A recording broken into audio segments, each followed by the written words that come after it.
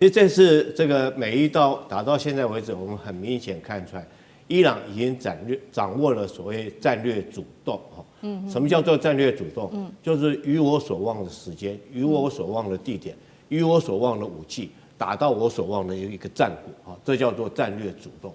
那现在看出来，美军完全陷于一种被动的状况，伊朗对他发射导弹。他才能被动的去防御、去拦截。但是说他曾经主动想要攻击伊朗的一些阵地或者一些设施，可是看出来现在主动权完全掌握在伊朗的手中。伊朗的无人机海现在狂销防空弹哦，美国则是他的爱国者库存告急之外 ，F-15还被友军给击落，华府现在被推进消耗战的当中。我们来看到现在美国最在意的一点，就是因为他的卡达的乌代德的空军基地呢遭到飞弹给攻击了。好，现在根据细节了解是说，革命卫队当时派出了2架苏-24的战斗机轰炸机去攻击，那么卡达的空军也紧急升空去做拦截，一度呢这2架战机距离目标竟然是只剩下2分钟的时间。后来才真的被击落。那现在危险的背后，其实呢，就是因为现在说了，爱国者的飞弹现在消耗量实在是非常库存啊，非常的吃紧。华尔街日报也特别做了一个报道，说美国现在防空拦截的弹药是最高机密，但是中东冲突之下，已经消耗了大量它的防空支援。我们也要特别来看到是洛马的数据，这边也特别显示了，2025年它的生产是600枚的爱国者系统飞弹。那目前击落伊朗的飞弹跟无人机的数量来做推算，美军很可能早就已经发射了达到数千枚这么多的一个拦截弹。所以节目一开始特别请教聂老师怎么看了乌代德空军基地现在频繁的受到这个袭击，也显示了美方现在不管是它的防空弹药的产量是真的跟不上消耗它的速度吗？现在军工的产能会不会成为美军最大的短板？对，刚才这个将军有讲到一个重点，就是我们在玩梭哈的时候，你知道哈，你的牌可能输于人家，你知道美军的实力军事绝对大于伊朗，但重点是你在玩梭哈，你一定要用智慧，要用策略，所以战术就是先丢小牌，让你看扁我，觉得我不行，我用一个无人机打进去，哈，你太差了，我就用400万的这个爱国者要把你打下来，结果200倍的价格打掉，你再来我再打，就没有想到人家丢了这么多的无人机过去，才发现。哇塞，我们的弹药竟然不够，再拦截下去我们就完了，就弹药耗尽了。这时候他就小心的使用，不敢乱用了。那当然，这个伊朗最后呢，就像这个将讲，就开始丢他比较重要的弹了。因为如果不这样做的话，可能就一定是必输嘛。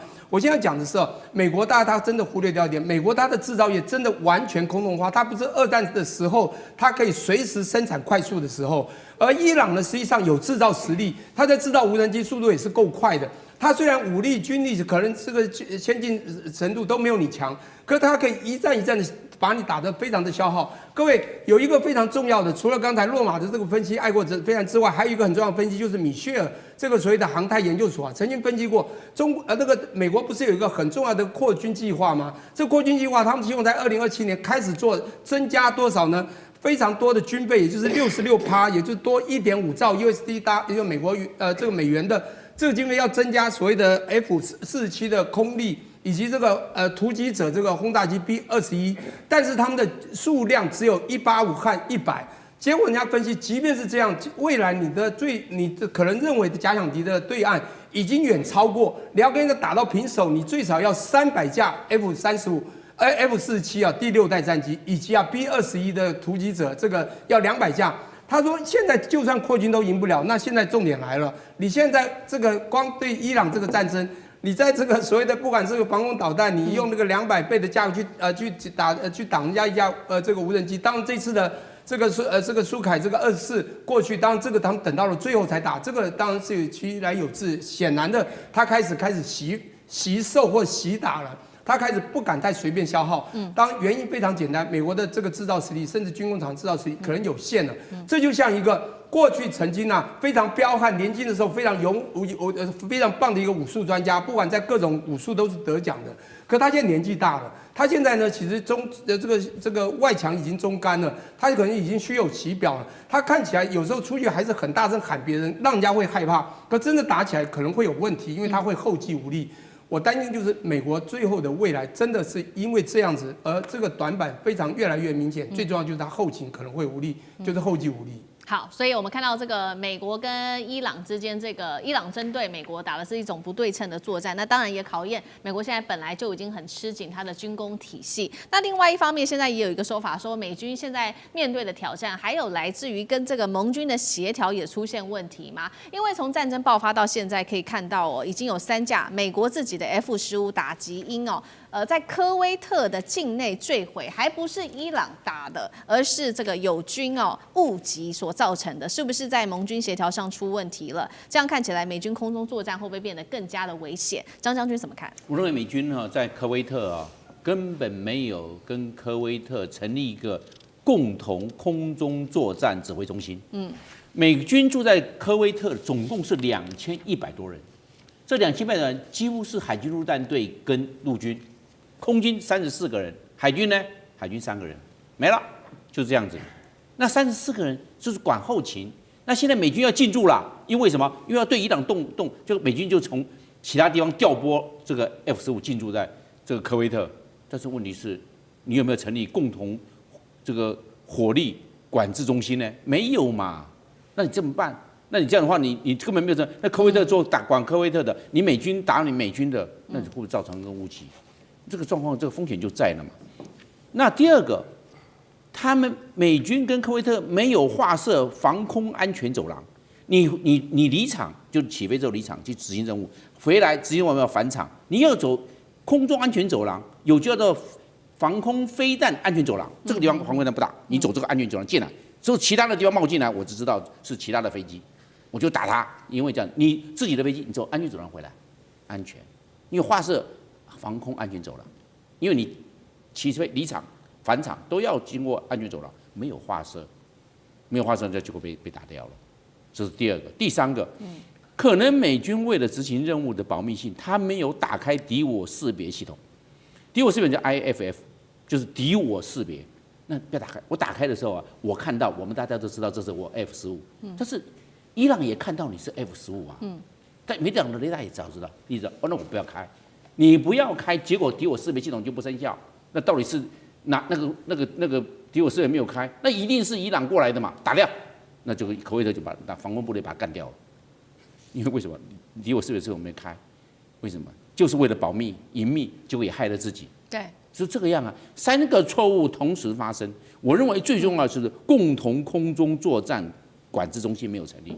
你要成立，我们大家共同成立，就是然后做任务分配。结果34个人都是后勤，根本没有。所以他进驻的时候不要只是飞机进驻，管制官要进驻，指挥官要进驻。我认为这一次伊朗战争打完之后首先拔掉的就是美军驻科威特的指挥官，他可是2100人，你要负最大责任。3架 F-15被干掉，你要负多大责任啊？出任务被干掉就算了，你是自己人被自己人打掉嘞。对，你这个协调是怎么协调的？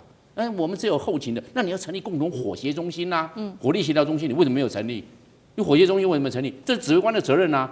可能指挥官他没有军事背景，他是陆军跟海军陆战队，他不知道空中作战的形态。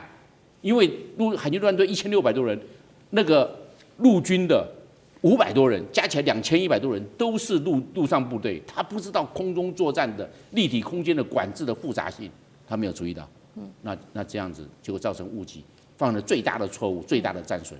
所以我认为他这个指挥官可能在战争告一段落之后，会有一些惩处。好，伊朗呢，它的最高价值的这一些主力飞弹又什么时候才会出来？等一下请厉将军带我们看。先做一下有关于伊朗飞弹的盘整。去年在冲突之后，12日战争拥有2000枚的弹道飞弹，那见证者无人机当时的数量统整可能还有非常多。那这一轮的战争爆发，伊朗的部分已经发射了1200枚的飞弹跟无人机，而大部分现在看起来都还是比较廉价的无人机，所以大家就在看说，那你的高价值的主力飞弹什么时候才会出来呢？厉将军又怎么预估？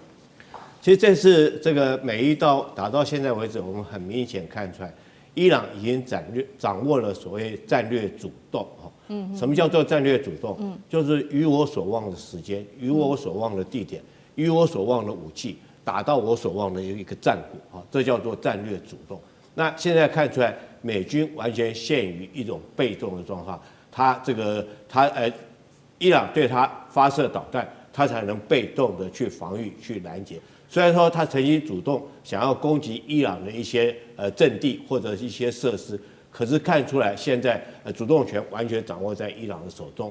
那当然，伊朗用的一种是非对称作战的武器啊，包括到之前我们刚刚讲了嘛，他用的导弹是原来最先旧款的导弹，甚至于他的见证者也是旧款的见证者无人机。他现在今天他新的无人机已经出来了。美军现在号称他们绝对是胜券在握了，但是被发现现在防空系统告急之外，库德民兵真的能够对抗伊朗的这个伊斯兰革命卫队吗？伊朗的部分，他现在也攻击了土耳其，要挑战北约的势力。那么，美国跟以色列联手炸伊朗的飞弹口，能够断绝伊朗的后路吗？今天就这些议题，我们会特别来做关心。3个火线话题，今天我们会请来宾来特别帮我们做解答的。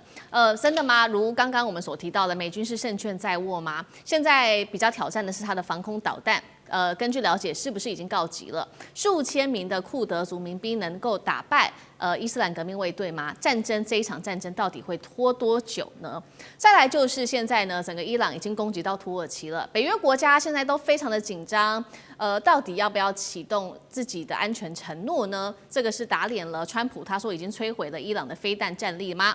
最后今天也会来关心到的是，那美国跟以色列现在祭出了各种方法，要炸毁伊朗的飞弹发射口，但是能够彻底阻止伊朗的攻击吗？今天我们都会做详细的一个分析。好，美国总统3月5号这一天特别信心的表示，这一次美伊战争的军事行动进度是超前的，伊朗海军3天内已经损失了24艘的舰艇，来自于川普的最新说法，并且他呼吁伊斯兰革命卫队放下武器吧，接受豁免，否则必死无疑。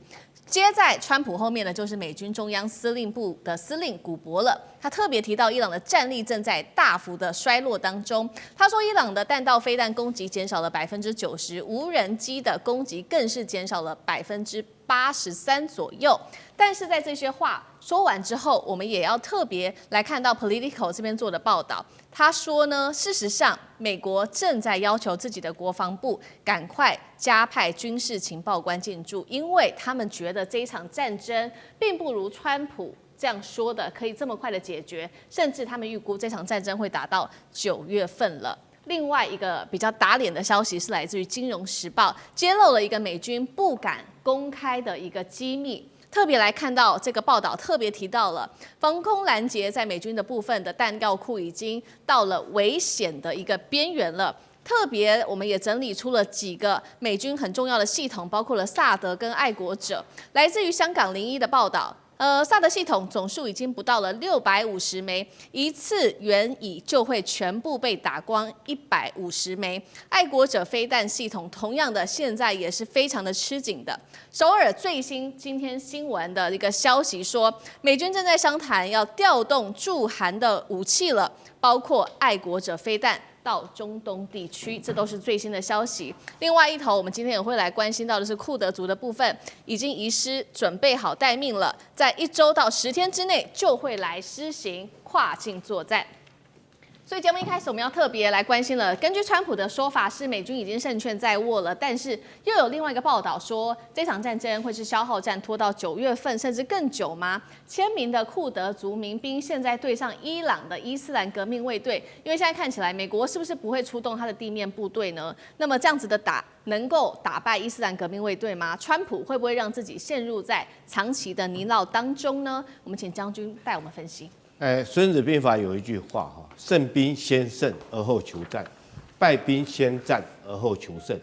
川普孙子这句话意思就是说，你打仗之前要做好各项的作战准备，那你再开始去开战，这样你才有胜算如果说是你一开始只是想先打这场仗，打完开战之后，你在一边打一边在想说，我什么地方没有做到，什么地方还要再加强。不断的去补这叫败兵，就先战以后，我再想办法去求胜。但这场仗也是注定失败的那我们一人孙子在兵法里面讲的这句话，不就是美军现在所面临的一个情形吗？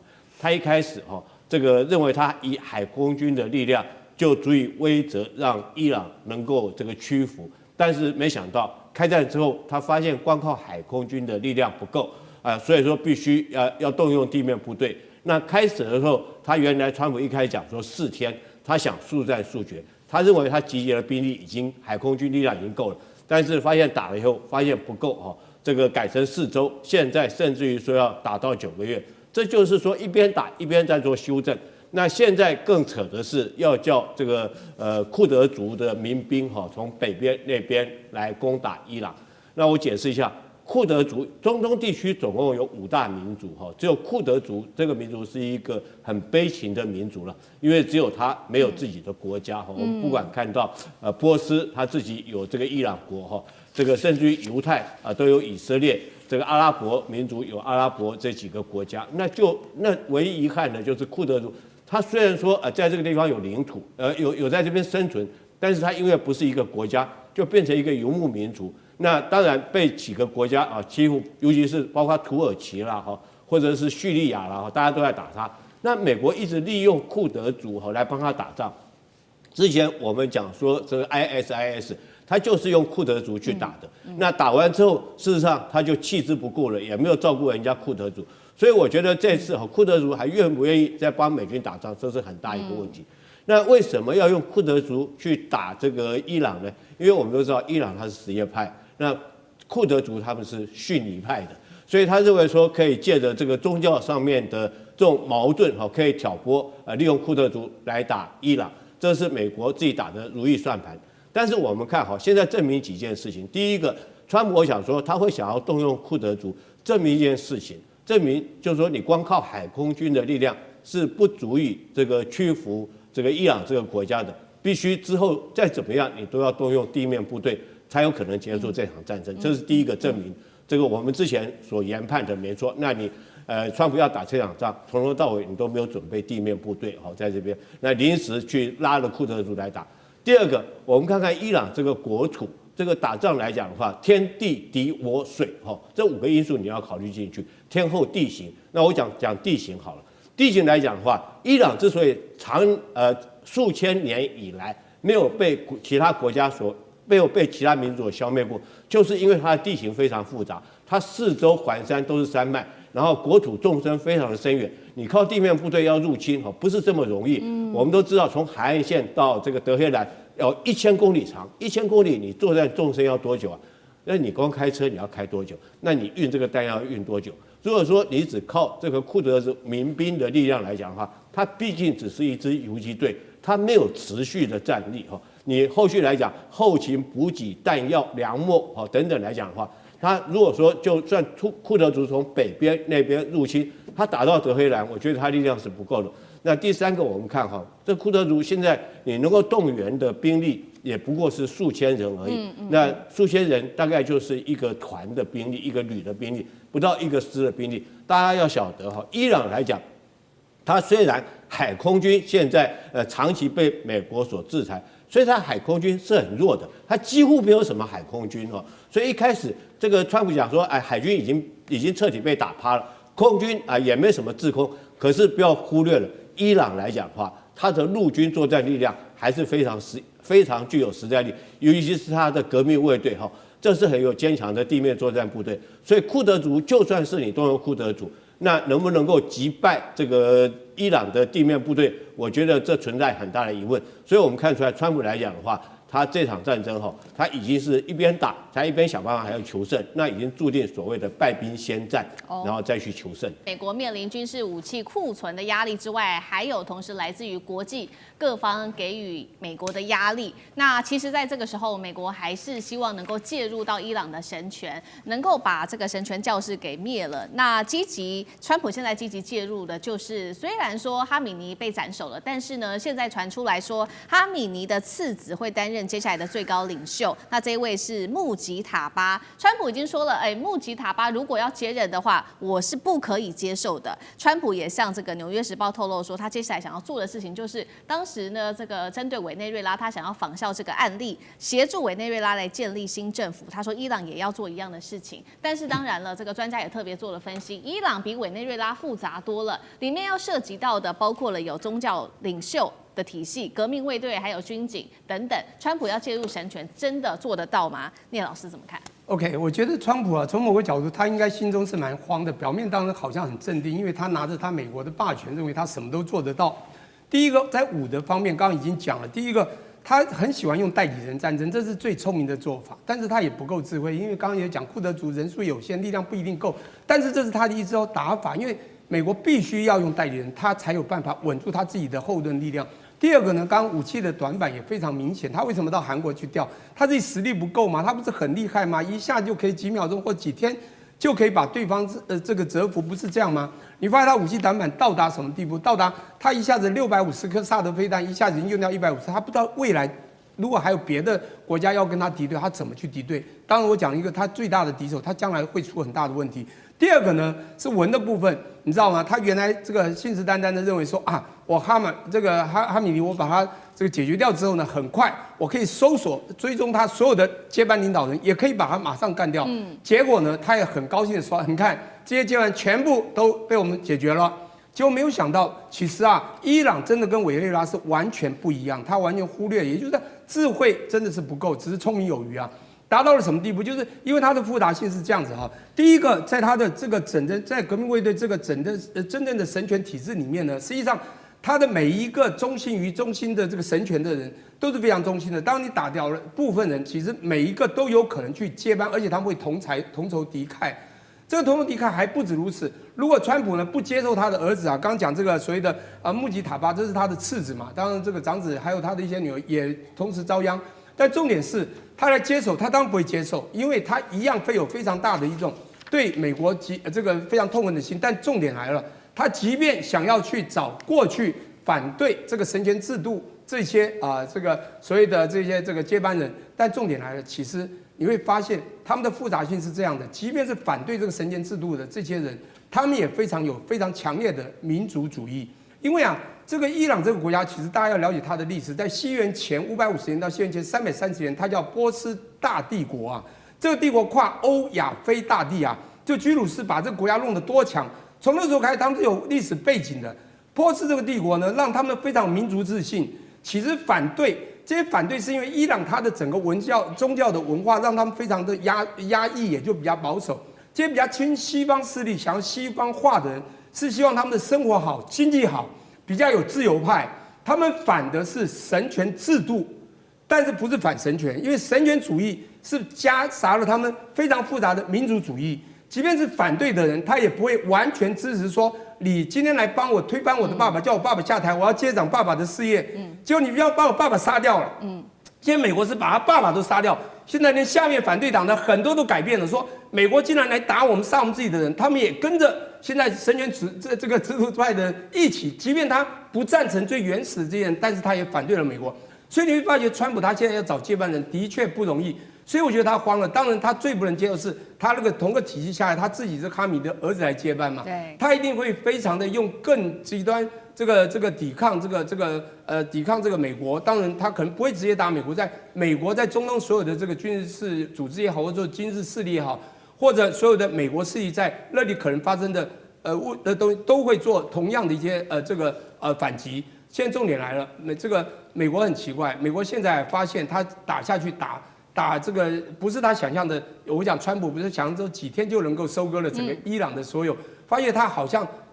要慢慢调整的，要多了几周，甚至还多了几个月。我觉得这个以伊朗的神权主义加上民主主义的结合，他们的同仇敌忾，未来的这种民族性，美国可能会跌破了眼睛。整体美军现在战力的部分在海空上面补给发生了很大的一个空缺的问题，这是来自于美方自己的媒体自己证实的消息。那兵力的部分呢，现在同样是面临很大的不足哦，尤其现在光靠库德族是相当不足够的。包括了伊朗现在都看在眼里哦，持续的扩大。他对于其他国家的攻击，现在呢已经打到了，在这几天打到了北约的成员国土耳其去了，当地的这个应急立刻空军基地发射飞弹，这边驻有大量的美军。虽然说这个飞弹后来是被拦截下来了，但是北约的国家现在其实都非常的紧张。北约国家现在已经在讨论了，大家是不是应该要在这个时候启动共同防御条约呢？在内部已经掀起了非常多的讨论。那么美国跟以色列现在另外一方面则是派出他们的这个侦察机在某些已知道的这个伊朗地下飞弹城的上空做盘旋，如果有发现什么任何的活动，会立刻派他们的战机跟武装无人机来针对发射口进行攻击。这个伊朗手上还有哪一些长程的飞弹呢？如果只是打这个发射口，打不到飞弹城的本体，真的能够摧毁伊朗的战力吗？张将军又怎么看？因为这个伊朗算是被动反击，因为都是美国跟以色列先去炸伊朗。伊朗他针对这11个国家啊，包含土耳其、亚塞拜然，还包括整个中东区11个国家实施飞弹反击。它是反击，自卫反击，被动反击，而且它针对的是美军的基地。他不是说要打土耳其，要打亚塞拜然，不是，是打他的美军的基地。美军在那边，我不打你，你战机起飞，你的飞弹这个来实施对伊朗实施攻击，那我就他们只能干瞪眼了。当然，这个飞弹或者是无人机过去的，可能有中途被拦截，打掉之后，它刚好掉到土耳其境内了，那可能炸死了这些土耳其的老百姓呢，亚塞拜然老百姓呢，那不管还包括约旦、沙烏地阿拉伯、阿联酋、巴林、卡达、科威特、伊拉克多了，叙利亚等等太多了。那这样子的话，那你要怎么去算？那今天伊朗它只是一个自卫反击嘛，因为它被打了嘛，是这个状。那现在伊朗最多的它飞弹主力是流星3号，流星3号可以打到1300公里。你看看，你这把你一画，包括以色列啊，包括土耳其都画到了，亚塞拜然都画进去了。你看可以画那个半径图，1300公里一画进去，那它又是惯性导航，再加上可能它可以有利用美国那个不是美国的 GPS， 而是中国大陆的北斗。那叫定位又比较精准。那当然，美国或以色列它会发射大量的爱国者3炸的系统，反导系统就出来了。但是我们知道反导系统毕竟贵，你每一枚大概400万美金，就是1亿多台币啊，非常的贵啊。那你一次又不是1枚来拦截，你打2枚到3枚啊，来拦截这个弹道飞弹流星3号，那是不是就会变成4倍公办？对美国来说，那伊朗就继续打。伊朗到现在目前为止已经打了500多枚的地对地的导弹。已经使用了2000多架的无人机，已经用到目前。那它还有没有库存？我认为有，但是在山洞里面啊，美国去炸山洞口？问题这个山洞口好几个山洞口每一个基地都好几个，不是说一个炸完就没有。旁边有南洞口、北洞口，还有备用洞口。是。那你能够通通把它炸完吗？所以防不上，因为伊朗它是盆地、高原还有山脉，它地形的山用地形，它直接挖就可以，它又不是像乌克兰。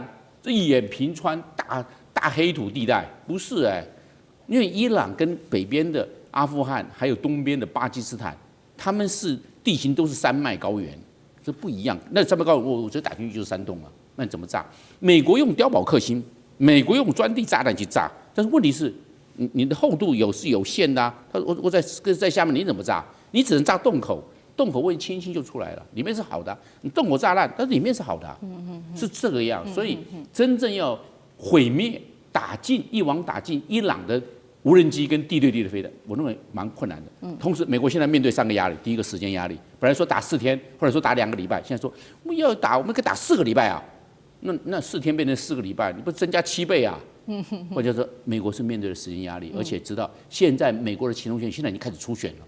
都有这方面的压力，都已经开始了，所以时间的压力，美国必须面对。第二个压力，库存压力，它向韩国调拨，没有向日本调拨吗？你敢讲吗？对，没有向台湾调拨，你敢讲吗？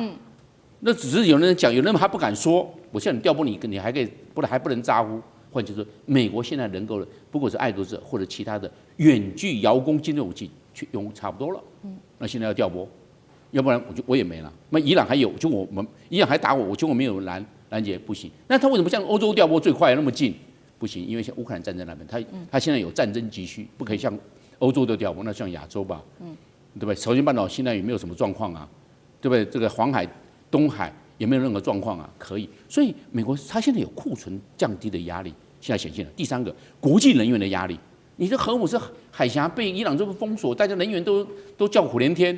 这个东西，国际压力或者能源压力会回到美国上面，他就要面对，越久他的压力会越大，因为大家缺的东西了，股票都往下，都往下修了，这是经济压力，这是能源压力，这个是整个国家压力的表现，这会回到川普，会回到美国身上啊，所以也是一个很大的压力，会随着时间越久，压力会越大，3股压力都会集中到美国身上。哈米尼真的吗？是海山式的殉道引爆了圣战吗？今天会特别来关心到是美以1的战火，现在似乎已经演变成了宗教末日战吗？3大信仰在这个时候对撞，中东会不会全面失控？今天会一起来做关心。本来觉得这个美以战争是地缘政治的一个战争，但是现在会不会引爆的是宗教战争，演变成包括了有基督教、犹太教跟什叶派伊斯兰教的这一场宗教战争呢？为什么会讨论这个话题？就是因为《经济学人》他这边做了一个最新披露，他说，已故的最高领袖哈米尼呢，他在开战前曾经多次拒绝转移到地下掩体去做避难。那在这个演讲，甚至在演讲当中，他还刻意引用，当时哈米尼刻意引用了有一个什叶派的历史中最悲壮的一幕，就是当时呢什叶派第3任，同时也是穆罕默德的外孙，他叫做伊玛目海山，曾经在一场战役当中，这个是卡尔巴拉战役当中，遭到逊尼派的雅兹德大军包围之后就殉道了。那么哈米尼特别提到的是说，他像我这样子的人呢，我是绝对不可能会跟雅兹德这样的人来做效忠的。所以从当时的意思来看，是不是他已经准备好会做殉道，也就是他这一次是故意要在美以的攻击当中殉道吗？这是来自于《经济学人》提出来的一个观点。那也因此，现在有许多的什叶派的这个神职人员也宣告，他们接下来要帮哈米尼报复，所以他们要来正式的发动圣战。好，《经济学人》他这个报道这个样的观点的分析，真实性到底有多高？殉道对于什叶派的意义，赖老师又怎么看？我觉得目前的判断是越来越趋向于说，哈梅内伊应该是选择殉道的一个方式啊。至少如果以色列跟美国不敢直接的第一时间，那么对他做斩首行动的话，他也证明了他的勇气跟勇敢啊。那这个对于凝聚革命卫队、凝聚民兵，还有伊朗的人民是有相当大的助力的。也就是说，他很勇敢，他敢跟美国跟以色列的对抗。因为当中国大陆紧急撤侨的时候啊，其实这个讯号就很明白了。我们一般来讲，在观察国际间的撤侨的时候，其实美国跟大陆是我们最高的2个指标。也就是我们一般来讲，我们更会看重的是中国大陆的撤侨。大陆的基本上的政治情报工作基本上是蛮准确的，所以他们的撤侨的时间点都是比一般的国家来得准。因为有些国家动不动就撤侨，然后最后这个没有事，那被撤的人他可能当天的行程或者多少都会有一些损失。但是你如果不撤侨，不宣布撤侨，情报失灵，像日本，你看现在日本还有200多人困在那边。我们台湾也很多人被困在中东地区，目前都还跑不出来啊。所以你可以了解到，就是说有些的地方是反应很慢，但有些人是反应过度。可是最准确的，一般来讲，大家会估计的是美国跟中国，特别会看的是中国大陆。所以当大陆一旦宣布撤侨的时候，你想，当他的大使馆、领事馆宣布撤侨，那你觉得伊朗不会觉得马上启动最高的安全等级吗？当然有可能嘛。可是为什么哈梅内伊本身还是不愿意进入这种帮他们设计好的各种安全处所？没有，这代表说他一方面，如果说他们美以没有对他实施斩首行动，他展现出他巨大的勇气。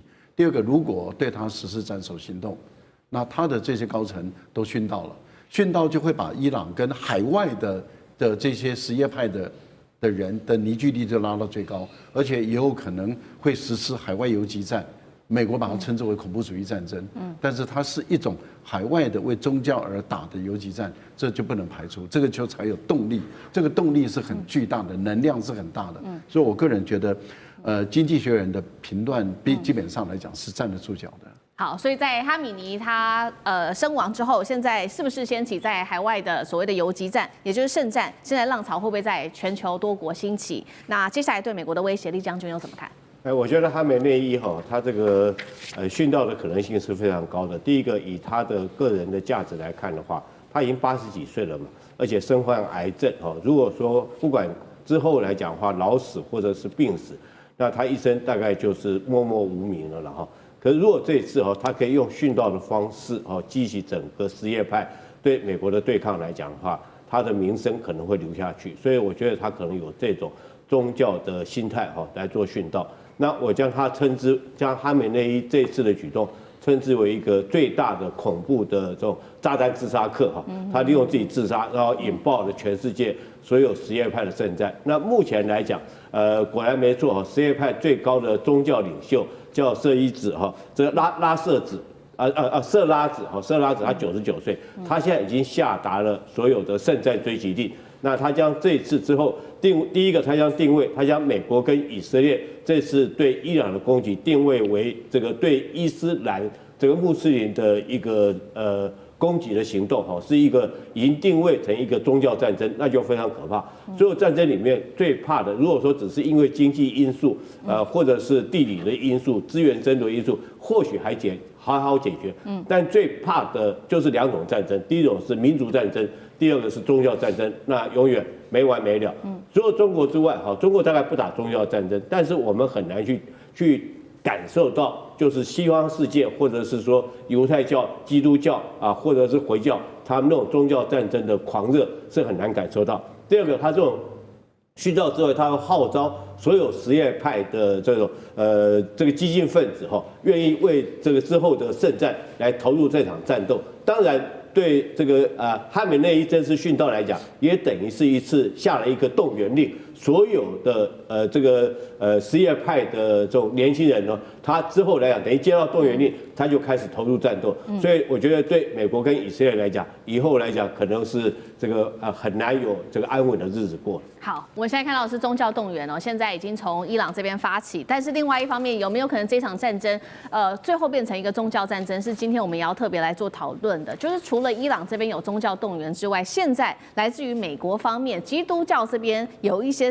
的声音，这个是来自于美国的非营利监督组织，叫做军事宗教自由基金会，表示说最近呢收到了许多封美军士兵的投诉，部分的军官在内部动员的时候说这一场战争是神圣的计划，他们大量的引用圣经启示录关于末日大决战的一个段落，还说川普呢是受到耶稣基督高抹拣选的领袖，对伊朗开战是为了引发末日之战，来迎接基督再临。那同时呢，以色列的总理纳坦雅胡则是引用了犹太教典妥拉，将伊朗比喻成纯粹邪恶的宿敌亚玛利人。接下来有没有可能爆发宗教战争？委员又怎么看？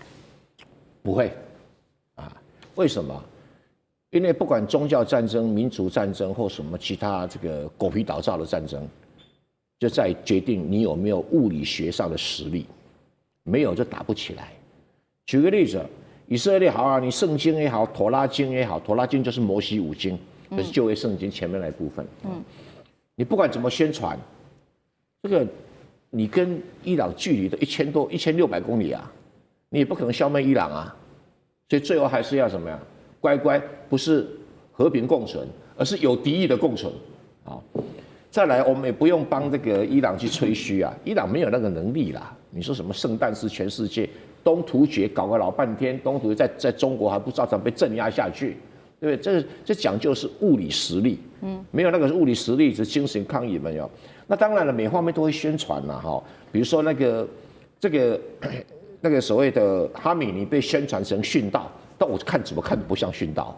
殉道会把老婆、小孩、孙子带在旁边给人打吗？不可能的嘛。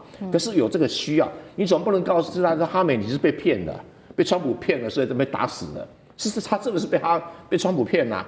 可是被骗多难听啊，对。那可是这样宣传会可以鼓起这个什么伊朗力，可是问题伊朗人没那个实力啊。你说什么全世界圣战士如果几只小猫，那个恐怖分子街头上会有了，比那个美国那个整天开枪人数还少啊。美国一年街头上开枪至少死1000人啊。我讲的是警察开枪的哦，不包括自己开枪杀来杀去的哦。那规模根本还不能跟这个比。那你要像宾拉登搞是911哈，那宾拉登手上几十亿就为了这个计划。你像伊朗拿了个几十亿啊，不切实际了啊。所以这个战争本身要回归物理原理，你有多大的本钱、武力、粮食、弹药，补给啊，能够从事多大规模的一个运作，所以你说要变成宗教战争，你看那个十字军东征赢了吗？也没有嘛，战线太长了嘛，所以这个宗教战争在大部分的内战比较残酷，因为我离不开你，你离不开我，对，所以就会杀得很残酷。但是如果是2个宗教离很远，你美国基督教你离伊朗多远？你怎么可能消灭伊朗来回伊斯兰教？哎，那什叶派也没有特别厉害，逊尼派 IS 就是逊尼派，哎，还比那个什么什叶派更强。所以宣传你不要被宣传的给骗了，哦，宣传是专门在骗人的。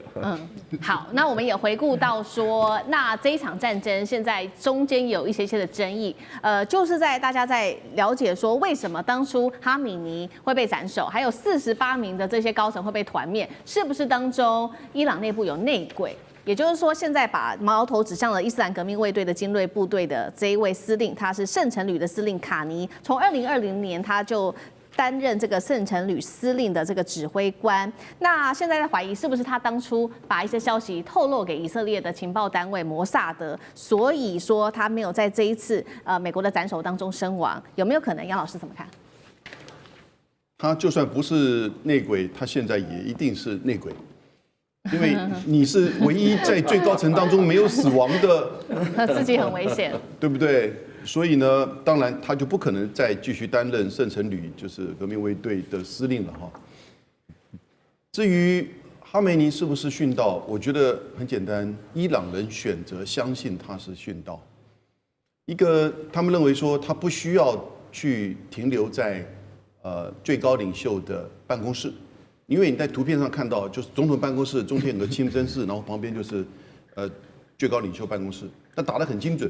那总统办公室完全这个一毫无伤，所以这个对伊朗人而言，其实这个86岁的哈梅尼在他的办公处所，那我们就叫因公殉职啦，对不对？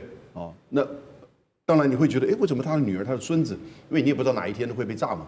但是在那个时间点呢，你还去那个办公处所，其实他大概知道。他就要选择了一个道路，那伊朗人就选择相信如此。那另外就是我们看到，他整个49位，包含和这个哈梅尼的这个高层都被干掉。可是你看到后面非常有节制、有步骤，而且还蛮精准的18波的攻击，27个美军基地、雷达，然后呢海军基地，以及以色列的各式的基地，特别是特拉维夫。哦，虽然这个越打越少。但是呢，一直持续，就表示说，其实他们等于就是说，立章就讲的没错，他有一点这种所谓去中心化，但事实上不是完全去中心化，那否则怎么去协调27个基地谁打谁啊？对，谁去打？所以那个机制还是在。我觉得，尤其是现在一直在传出来，就是哈梅尼的儿子穆杰塔巴。那如果是他的话，不管是不是他，我觉得在这个事件之后很有趣味的是，圣战化。这个的确，因为很多美国的一些评论员觉得川普做错了，你不应该这个时候把86岁的哈梅尼给打掉，你跟整个穆斯林以及伊朗那是世仇了，因为他是精神领袖，他是宗教领袖，86岁你把他打掉，也打死。但是呢，他的儿子上来，我觉得伊朗的内部现在变得一个很有趣味，神权退后了，军队向前了，因为他的儿子穆杰塔巴是。没有什么这个名声嘛，也不是什么法学家，他只不过是跟革命卫队关系好。那革命卫队需要一个支持者，一直在拱他。以前就是这样的因素。那但是因为他是世袭，但看起来不可能。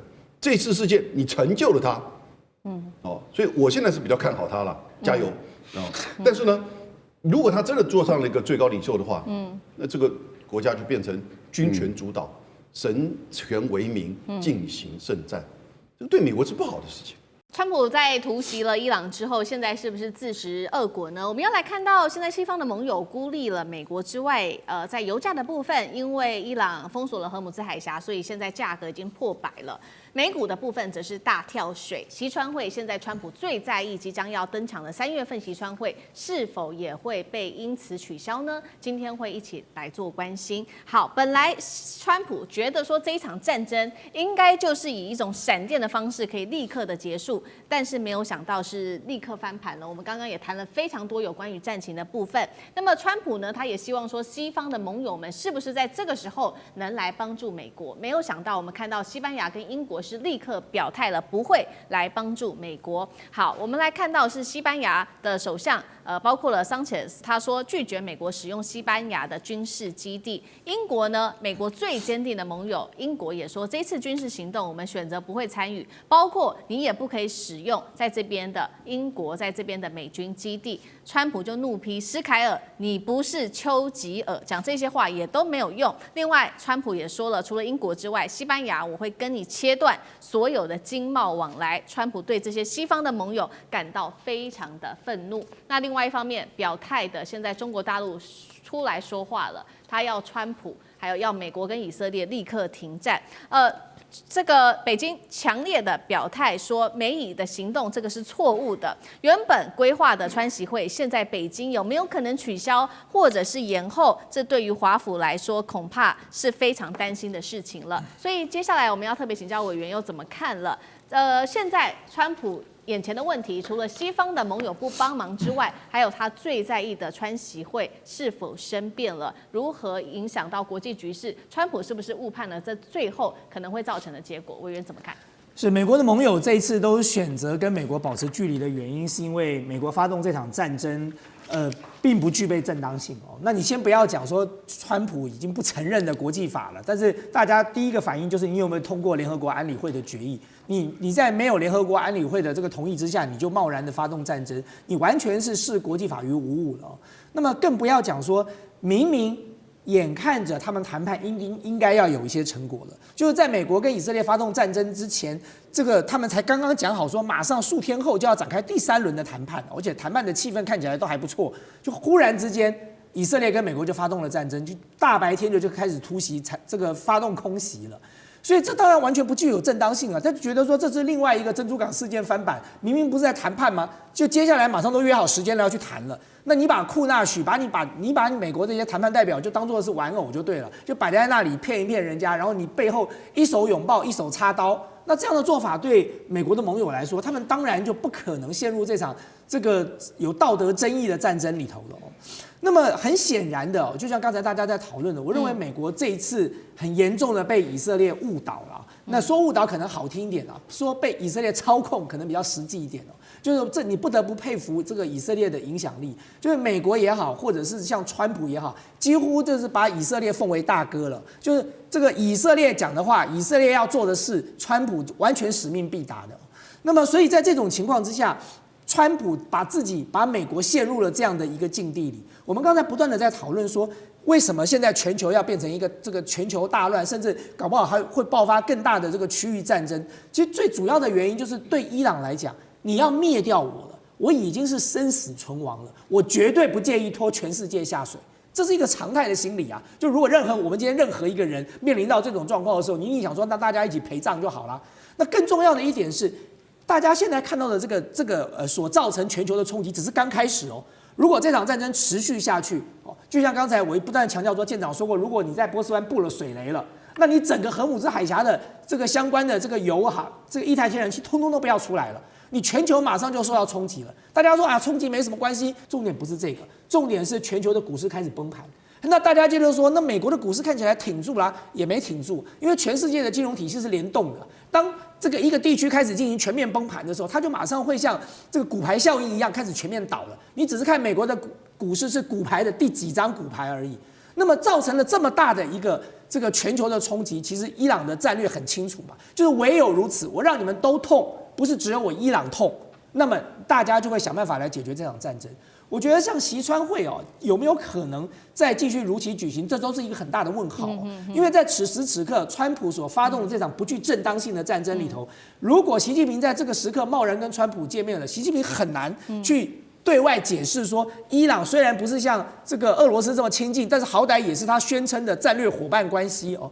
那么但是我认为在这一场的这个不具正当性的战争发动之后，反而让北京取得了另外一个更好的这个战略的制高点，就是这场战争，如果今天美国真的想要把它这个画下一个休止符哦，你不要说谁赢谁输了，这场战大概谁都不会赢，谁也不会输，就打那个天长地久了。美国如果要退出这个战场，他必须要找一个人来斡旋了。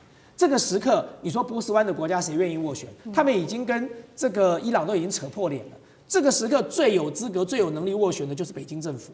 所以呢，我认为，对于习川会有没有可能继续推动下去，除非川普释出更大的善意，他给出更好的利多，那么习近平也许愿意勉为其难。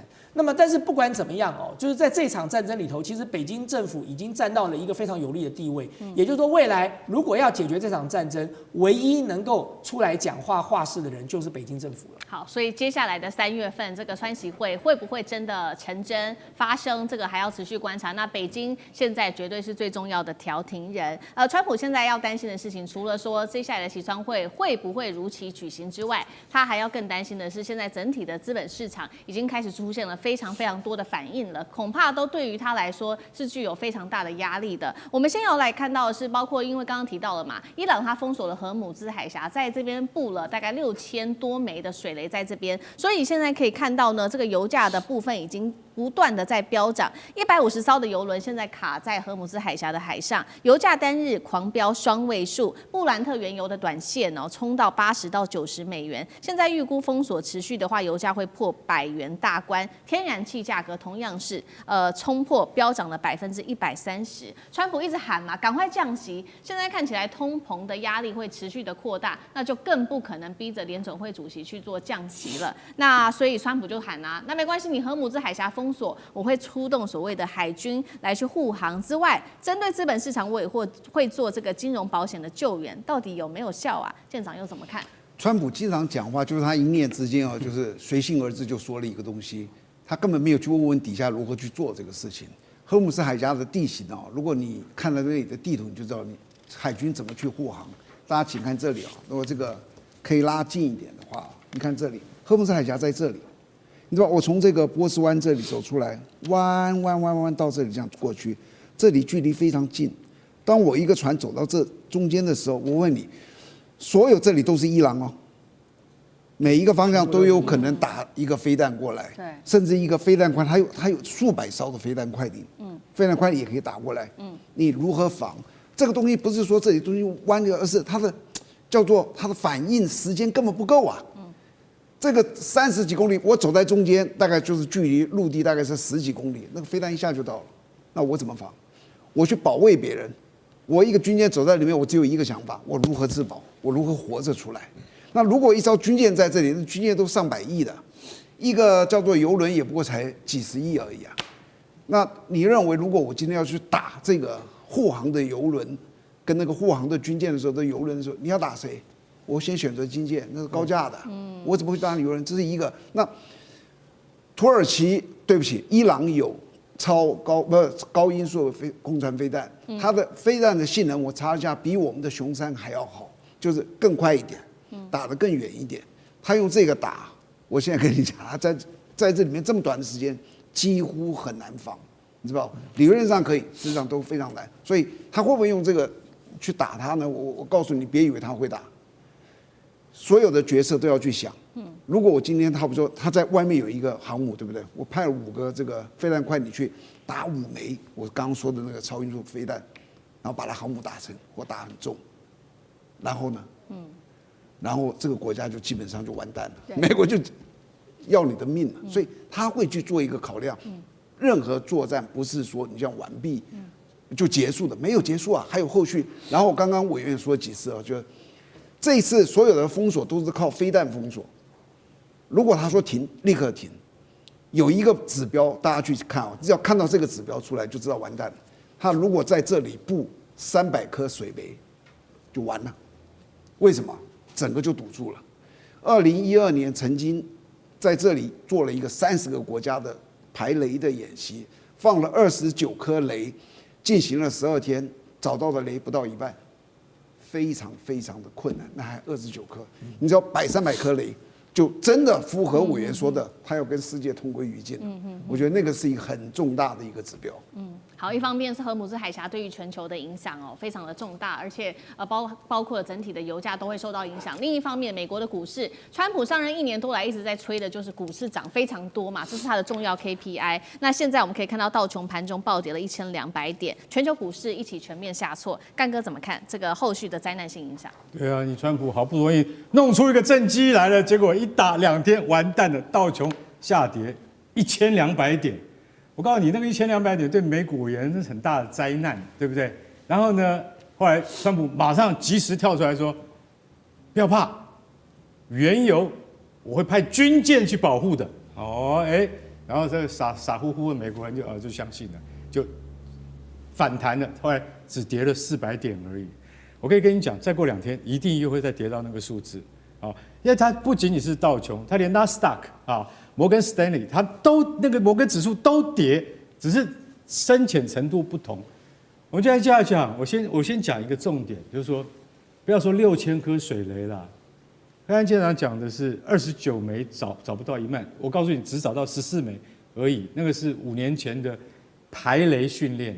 我相信现在6000颗水雷没有真的丢到海里去。如果真的伊朗布下6000颗水雷，国际油价不是现在北海布伦特不是昨天83块吗？一定到120块。